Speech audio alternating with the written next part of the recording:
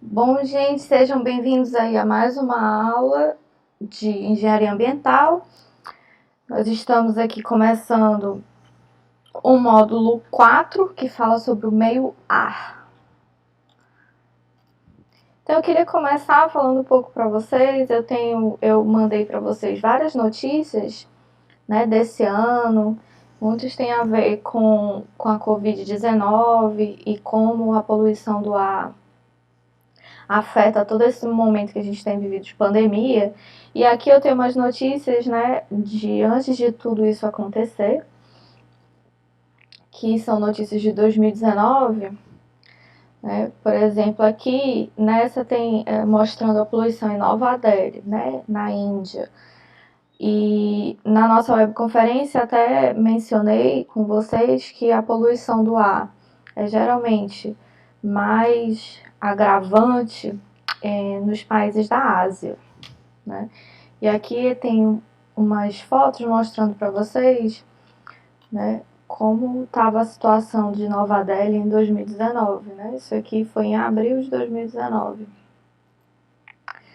né? Que aí tem aqui a headline, né, da notícia, justamente dizendo: a cidade virou uma câmara de gás, diz o ministro, né, de Nova Delhi. Que aí um dos maiores problemas é o pó que as obras lançam no ar. E aí a gente consegue visualizar bem aqui essas partículas que ficam aí suspensas no ar, né? Então aí nesse caso, em 2019, em Nova Delhi, foi obrigatório que todas as obras fossem com canteiros cobertos, né? E passavam aviões borrifando água, né, no ar, para ver se melhorava a qualidade do ar, né? O que foi, né, aqui na reportagem diz: cidadãos acham que isso foi uma atitude inútil, né? E eles acham que os verdadeiros responsáveis são os agricultores pela queima de palha, né? E aí dizendo aqui que há um estudo recente mostrando que essa prática vem crescendo, né, e causando 44% da população da poluição em Delhi.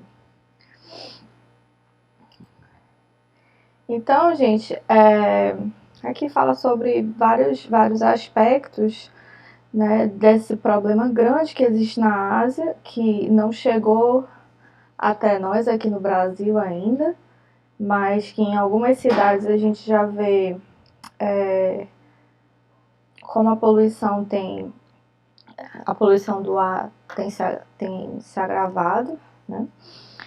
Então aqui toda essa reportagem fala muito sobre, né, tem aqui eu dou para vocês o link aí, vocês conseguem ver, né, e ler a reportagem por completo. Eu só destaquei aqui algumas coisas, né, que de acordo com o OMS, né, no ano passado davam conta de que nada menos do que 7 milhões de pessoas morrem por ano em decorrência da poluição em ambientes externos e internos, né, a poluição do ar.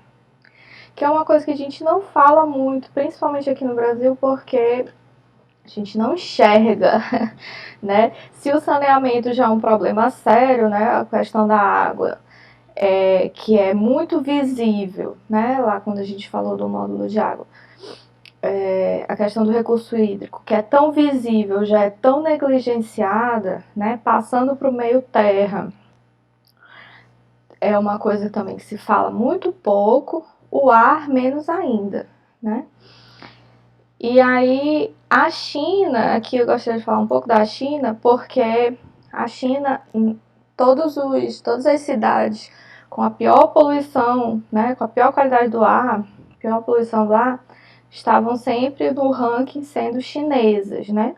E a China vem tentando mudar essa situação de poluição do ar aí já tem algum tempo, né? E aqui na época dessa notícia estava dizendo que no mês passado anunciou que a cidade já não estava mais na lista das 200 mais poluídas do planeta, né? Que era Pequim, a cidade.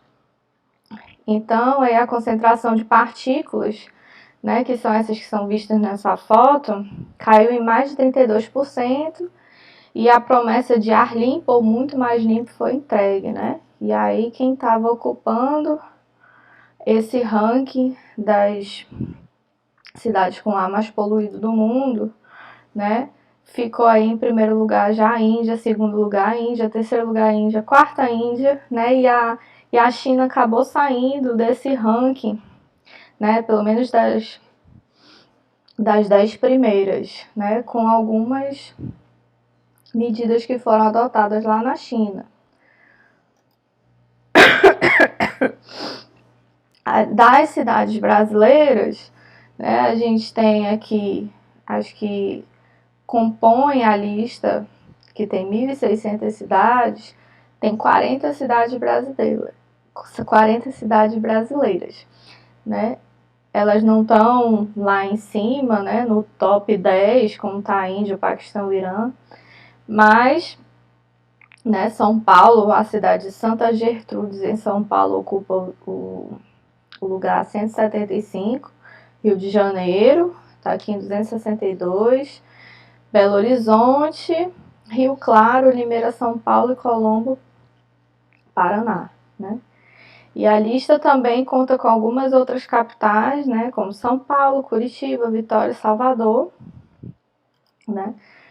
Chama atenção, né, nesse caso aí, que pouquíssimas cidades brasileiras têm estação de monitoramento do ar, né? Isso que é uma parte muito importante. E aí o que acontece, né? Se a gente não está medindo, não tem como a gente fazer parte de nenhum ranking de poluição do ar, porque existem poucas estações de monitoramento, né, no Brasil. Somente o Paraná, a Bahia e os estados do Sudeste são monitorados. Então, obviamente, só eles vão aparecer nos rankings, né? Porque se no Nordeste não está sendo medido, nem no Norte, não tem como a gente aparecer, né? E aí, consideradas aí as melhores, as cidades com a melhor qualidade do ar, né, que seriam as últimas do ranking, ficam no Canadá, na Finlândia, Suécia e na Islândia, né? Geralmente, tudo que é de bom fica por lá. E aí, além, né, dessa preocupação em que local do ranking nós estamos, né, as cidades brasileiras estão ou as cidades asiáticas estão em relação à qualidade do ar, por que se preocupar com isso, né? Porque a poluição do ar é agora o maior fator de risco ambiental para a saúde humana. Isso foi dito lá em 2014, né? Há muito tempo atrás. Nem mal se fala, né, que eu vou deixar que vocês mesmos tirem as próprias conclusões de vocês de todos aqueles artigos que eu mandei e das notícias que eu mandei sobre a situação atual, né, em relação ao Covid, em relação à pandemia, durante aí todo esse momento que a gente está vivendo, né, falando de notícias antigas ainda, né, então 2014, né, foi dito que a poluição do ar era agora o maior fator de risco ambiental para a saúde humana. Tem um detalhe muito importante, né, que quase ninguém fala, por exemplo, na questão da água, né, que a gente fala muito em poluição hídrica, em todo lugar, quando se fala em poluição. A gente tem a opção de beber ou não aquela água, né? A gente pode escolher a água mais limpa para beber e tudo. Em relação ao ar, você não escolhe o ar que você está respirando, né? O ar é o que está ali disponível, a não ser que você se mude, né? Vá para uma cidade, se você morasse na China ou na Índia, Nova Delhi, diga assim, eu não quero mais viver aqui porque eu não aguento mais essa poluição do ar. E aí você muda de cidade e vai para uma das cidades daquela do Canadá ou da Finlândia, né? É a única forma de você escolher o ar que você está respirando, mas em qualquer outro caso você não tem escolha, você tem que respirar o tempo todo. E, né, essa é a diferença aí da poluição da água e do ar. A gente não tem muita opção, né? Se o ar tá ruim, a qualidade do ar tá ruim, a gente vai respirar ele da mesma forma, né? Então, aqui estava dizendo de 8 mortes registradas em 2012, pelo menos uma foi causada aí pela exposição à poluição do ar, né? Então, Agora, né, o maior risco, isso foi dito lá em 2014, né, que o maior risco individual de saúde ambiental era a poluição do ar, né, que aí as doenças respiratórias, tipo a doença pulmonar e tal, foram pensadas a ser os principais assassinos. Agora que surge a doença cardíaca, acidentes vasculares cerebrais, a gente vê que eles são responsáveis por mais de 80% das mortes, né? Então é quando a gente começou a fazer essa relação entre a saúde humana e a poluição do ar, né? Quando começaram a ser feitos estudos para fazer essa correlação. Falando sobre a característica do ar. Bom, o ar constitui, né, a camada da atmosfera, que vai ficar em contato aí com a superfície da Terra. Né? Essa camada vai ser a troposfera, vai ter cerca de 12 quilômetros de espessura, né? Bem grossa. Então, obviamente, como eu falei, o ar é indispensável ao homem, a gente tem que respirar, né? Além de ser indispensável a nós, seres humanos, é indispensável aos animais, à vegetação, a tudo que é essencial de vida na Terra. Então, essa composição aí do ar, ela vem se mantendo relativamente constante e estável ao longo do tempo, né? Com exceção aí de alguns componentes que são alterados ou introduzidos por causa das atividades humanas. Ou um evento natural, um ou outro, que ocorre ao longo do período do tempo. Então, como eu falei, o homem não consegue viver sem o ar, né? Ele é obrigado a utilizar esse recurso, mesmo que as suas condições não sejam saudáveis, né? Como eu falei, diferente da água, o homem não pode escolher, né? Se ele vai respirar o ar ou se ele vai tratar o ar antes de utilizá-lo. Então, né? A gente tem que pensar bem em como a gente está poluindo esse ar, porque ele é muito mais difícil de tratar do que a água, né? A gente pegar essa água aqui tá suja, vamos tratar ela aqui, ela vai ficar limpa aqui e vamos reutilizá-la. Não dá para fazer isso com o ar, né? Então o que a gente pode fazer? A gente pode controlar as fontes de poluição, né? Porque a partir do momento que essa fonte de poluição dispersa essa poluição no ar, ela, né, dispersa, ela fica muito perdida aí na atmosfera e fica difícil o seu controle após isso. Então, a gente precisa identificar essas fontes de poluição e tentar, né, diminuir ali, ou filtrar ali, ou tratar ali nessa fonte de poluição. Quais são essas fontes de poluição? Elas podem ser naturais, né, pode ser vulcão, aerosol marinho, decomposição biológica marinha, etc. Né? Aqui tem um exemplo de um vulcão. O aerosol marinho nada mais é do que quando aquela onda bate, né? A gente tem aquelas ondas enormes no mar, e essa onda ela tem algumas partículas marinhas que sobem para o ar, né? Ela não volta ali como líquido, ela vai e evapora no ar. Então, aerosóis marinhos também são fontes naturais de poluição, né? Além da decomposição biológica marinha, entre outros. Mas as fontes de poluição, né, principais hoje em dia são as antropogênicas, né? Então, como a gente vem falando desde o início do nosso curso, nosso dedo, né, o dedo da humanidade está aí, colocando poluição por onde passa. Então, quais são as principais fontes de poluição antropogênicas? Vão ser, obviamente, os motores de combustão interna, né, que são dos maiores poluidores, principalmente em veículos, né? Fornos industriais, refinarias de petróleo, caldeira, todos os meios de transporte, entre outros, né? E aqui na foto a gente tem alguns exemplos aí. Então, a principal fonte atualmente vai ser carros a álcool e a gasolina. Né? Principal. Então, quando a gente está falando de matriz energética, né, eu dou aula também para fontes de energias renováveis, a gente tem sempre uma matriz energética e uma matriz elétrica, né? E quando a gente fala de matriz energética, a gente precisa muito de energia, principalmente para o transporte.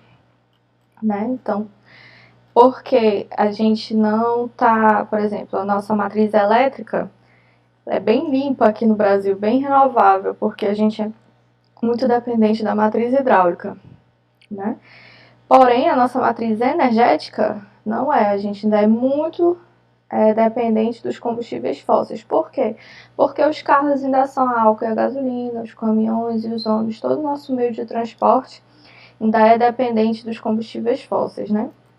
E aí, nesses motores, né, de carros a álcool, a gasolina, caminhões e ônibus, é onde a gente tem uma grande parte da poluição, né? Principalmente da poluição atmosférica, a poluição do ar. Então, a gente vai liberar aí monóxido de carbono, óxidos de nitrogênio e hidrocarbonetos.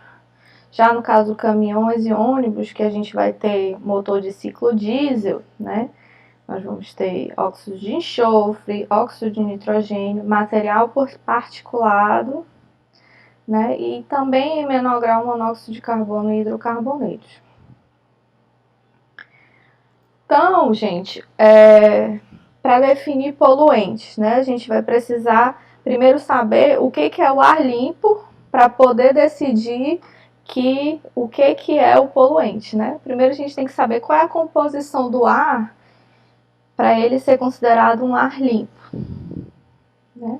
Então, o ar limpo, ele é considerado sendo 78% nitrogênio, gás, N2, 21% sendo oxigênio, né? Essa é a maior composição do ar, é isso aqui, né? Às vezes tem gente que acha que a maior parte do ar é composta de oxigênio, não é 21%, né? A maior parte do ar está em nitrogênio, gás. A gente falou disso também lá nos ciclos biogeoquímicos, né? E aí a gente tem uma porcentagem pequena de várias outras coisas, né?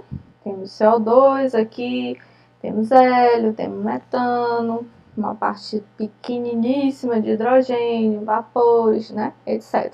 Então, essa é a lista, né, da composição do ar limpo em volume. Então, a gente sabe aqui que a gente precisa, basicamente, né, ter nitrogênio em 78%, oxigênio em 21% e essas frações pequenininhas aqui, né, que constam no resto da lista. Isso em volume, né? Se a gente quiser fazer em concentração, que é em micrograma por metro cúbico, a gente vai ter, né, só a conversão aí dos valores e a gente tem a mesma lista, né? Tendo aqui nitrogênio e oxigênio no topo. Então, aí, o que a gente considera poluente, né? Se o CO2 estiver acima de 0,0315%, né, na composição do nosso ar, ele vai ser considerado poluente. Se o hélio estiver acima de 0,000052%, também. Metano, também. Se estiver fora desse padrão, né, muito acima dessa lista aqui, o hélio, o NOx, vapores orgânicos, ou se tiver qualquer outro químico, né, com algum elemento que não faça parte dessa lista, também vai ser considerado poluente, né? Então, os poluentes aí são classificações de contaminantes atmosféricos. Então, a gente vai considerar eles poluentes primários, que são aqueles que são lançados aí direto na atmosfera, e vamos considerar também os poluentes secundários, que eles são aqueles contaminantes que não são lançados diretamente na atmosfera, mas eles vão surgir como fruto de reações químicas a partir de poluentes primários e a atmosfera, né? Por exemplo, nós temos aí emitido algum químico, por exemplo, sei lá, um nitrogênio a mais, ou um oxigênio a mais, um hélio a mais, e esse vai reagir com o que já tem na atmosfera e vai criar um poluente, né, que não faz parte da lista aí da composição do ar limpo, né? Vai criar aí um outro químico através de uma reação. Então, ele é considerado um poluente secundário. Então, de acordo com o grupo físico-químico, né, a gente vai classificar os poluentes. Eles podem ser tanto um composto de enxofre quanto de nitrogênio, como de orgânicos voláteis, pode ser monóxido de carbono, dióxido de carbono, os famosos CFCs, né, e material particulado. Então, aqui eu vou mostrar alguns exemplos, né? O monóxido de carbono, por exemplo, ele vem da onde? Ele vem de escape dos veículos motorizados. Ele pode vir também, a fonte de poluição dele pode vir de alguns processos industriais. O que ocorre, né, quando ele está aí na atmosfera? Ele vai se ligar à hemoglobina, que é uma substância que tem no nosso sangue, né? E vai se transformar em carboxihemoglobina. Isso vai diminuir a oxigenação do nosso sangue, né? Dependendo da concentração, ele vai causar tontura e vertigem, causar alterações no nosso sistema nervoso central. E se for em doses muito altas, em ambientes fechados, ele pode ser até fatal, né? Para alguns doentes cardíacos, eles são considerados um grupo aí mais suscetível aos efeitos da exposição desse monóxido de carbono, né? E aí, outro exemplo, dióxido de enxofre. Da onde ele vem? Qual é a fonte poluidora? Indústrias e veículos a diesel, né? Fábricas de ácido sulfúrico, centrais termoelétricas a petróleo ou a carvão. Dióxido de enxofre ele vai causar coriza, catarro, né? Alguns podem ter dano irreversível aos pulmões. Ele vai, em doses altas, ele também pode ser fatal, fora o que ele vai fazer com o meio ambiente, né? No caso de dióxido de enxofre, ele pode causar problemas de acidificação no solo, nos corpos d'água, né? Vai afetar plantas, espécies, etc., né? Outro exemplo muito importante é material particulado, as MPs, né? Então, a gente vai... esse poluente, ele é muito importante, muito bem caracterizado, né? Que são as partículas de material, né? Que ficam suspensas no ar. Então, esse material particulado, ele vai vir tanto de veículos motorizados a diesel, processos industriais, também de centrais termoelétricas, né? E várias outras fontes poluentes aí. Dependendo do tamanho desse material particulado, ele pode ser carcinogênico, né? As poeiras mais grossas, elas ficam retidas no nariz e na garganta, então vai causar aqui problemas, né? Irritações, infecções gripais. O problema maior é quando são poeiras mais finas, né? Que são inaláveis, então elas vão passar do nariz, da garganta e vão chegar aos pulmões, né? E aí vão gerar doenças respiratórias e do coração bem mais graves, né? Os hidrocarbonetos são outros exemplos de poluentes, aldeídos, o dióxido de nitrogênio, que vem de processos de combustão em geral, né? Também pode causar desconforto respiratório, alterações celulares, etc. Então, como eu estava falando para vocês, o material particulado ou partículas em suspensões ou aerosóis, né? É uma classificação muito importante de poluentes, né? Porque ele é um grupo de substâncias ou materiais no estado sólido ou líquido, né? Que tem dimensões muito pequenas e elas ficam aí em suspensão na atmosfera durante muito tempo. E aí o tempo que elas permanecem em suspensão vai depender muito aí do seu tamanho e da sua densidade, né? Então a poluição do ar, ela é geralmente classificada aí no tamanho desse material particulado, né? Então a nossa legislação ambiental, ela vai prever aí 3 parâmetros para caracterizar a presença desses particulados. O PTS, que são partículas totais em suspensão, né? PTS. PM10, que são partículas inaláveis, que a gente vai dizer, né? Que tem uma dimensão aí menor que 10, tudo que for menor que 10 vai ser partícula inalável, né? E outro parâmetro de caracterização é a fumaça. Então, gente, o aerosol, né, que também é considerado partícula em suspensão, é outro nome para ela, são esse sistema de partículas aí suspensas em um gás, né? Então, aqui nessa figura a gente consegue ver, né, um spray soltando o gás e a gente consegue, se der um zoom aqui, a gente consegue ver essas partículas, né, suspensas, que são chamadas também de aerosol. Né? São gotículas suspensas no ar em um gás. Por isso que a gente pode dizer que esse material particulado ele pode ser tanto sólido quanto líquido, né? Se é líquido, ele é aqui em formato de aerossol, né?